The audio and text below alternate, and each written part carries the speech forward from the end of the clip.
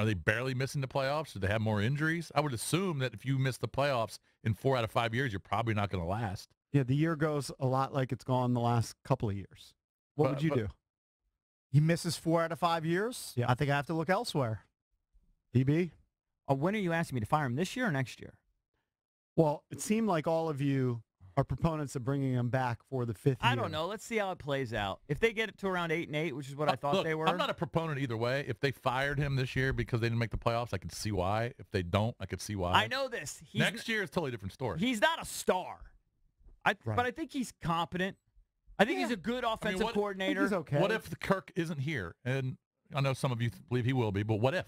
And they start over at quarterback. They start over at quarterback, I'd throw everyone out. But see, this is where I differ with you guys. I would just start over with everything. If they're gonna bail on Kirk, I'd bail on everything. Zimmer has a backup quarterback in Case Keenum. Sam Bradford lit up the Saints in week 1, correct? Yes, torched them. Sam Bradford looked amazing. I think he had 4 touchdown passes. He loses Sam Bradford. He loses Dalvin Cook, their first-round draft choice, and he's got a team at 7-2. He's a better coach. He's a better coach than Jay Gruden. So to me, it's not, well, what if Kirk Cousins isn't back? Well, you have to overcome some of these things. It's what other coaches do, other teams, other organizations do. I'm not convinced that Mike Zimmer's a better coach. He might be a better coach, but who would you rather have, Diggs and Thielen or of course. I mean, that's no brainer. Doxson and Pryor?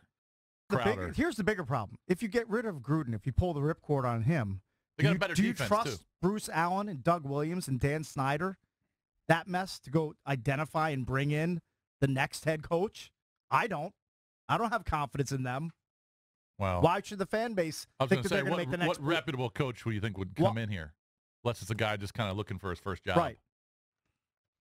And those guys are always dicey anyway. I'm just not blaming yesterday. I just think this is crazy. I'm not blaming yesterday's loss. We're here evaluating the team after yesterday. I'm not blaming it on Jay. I'm not talking about yesterday's loss. I'm talking about 4 seasons worth of you're data. Projecting the bomb out next year, too.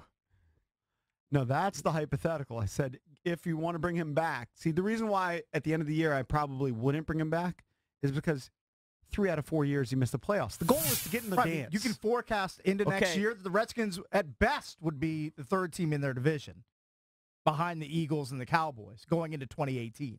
If he coaches them up to 8-8, which is a half game better than what Vegas thought they were, did he fail at his job? In other words, that was the talent that everybody thought they had. Well, also that factors coaching in. But you are projecting based you are on jumping way ahead. A lot of jumping ahead. You're jumping way ahead. That's what we like to do here. If you take a 500 team and you coach them to 500, you're going to fire them? They're a 500 team. Yeah, but those coaches get fired anyway. I don't know if they're going to make it to 500 this year. They're probably going to limp to 7 and 9. And then, oh, really? You don't think they're going to get there? I don't think they're going to get to 500. And then you're going to have Dan Snyder saying, well, I'm going to pay Kirk Cousins $34 million to be a 500-ish quarterback. Well, I just don't see that happen. Picture 2 seasons ago they were in the playoffs. Now they squeezed into the playoffs at 9-7, and they definitely had a great run down the stretch. But they were a playoff team 2 seasons ago at 9-7. But why does it always? And then the next 2 years you don't make the playoffs under this with regime, actually more talent. It always has to be we had a frantic stretch at the end where we were able to make the playoffs. They have to change their mindset where it's not we're backed into a corner and then have to win 5 out of 6 or 6 out of 7 to qualify for the playoffs. Right. It has to be different going forward. How embarrassing is it that the Vikings are doing little playground games with the leapfrog thing in the end zone on the Skins field? I mean, that's what the NFL wants now. They want coordinated celebrations. It's still embarrassing. For years they were against it. Now they're embracing it. I just thought it was juvenile. I thought he looked stupid. I'm just saying, if you're a Redskins fan, that should really piss you off. It did. I actually thought they looked Turns stupid. out there weren't a lot of Redskins fans. There were a lot of Vikings fans that probably enjoyed it. I'm not a huge fan of it, too, but they're all doing it. They do limbo in some games. They're doing those wacky bits. I think it's like a wacky high school bit.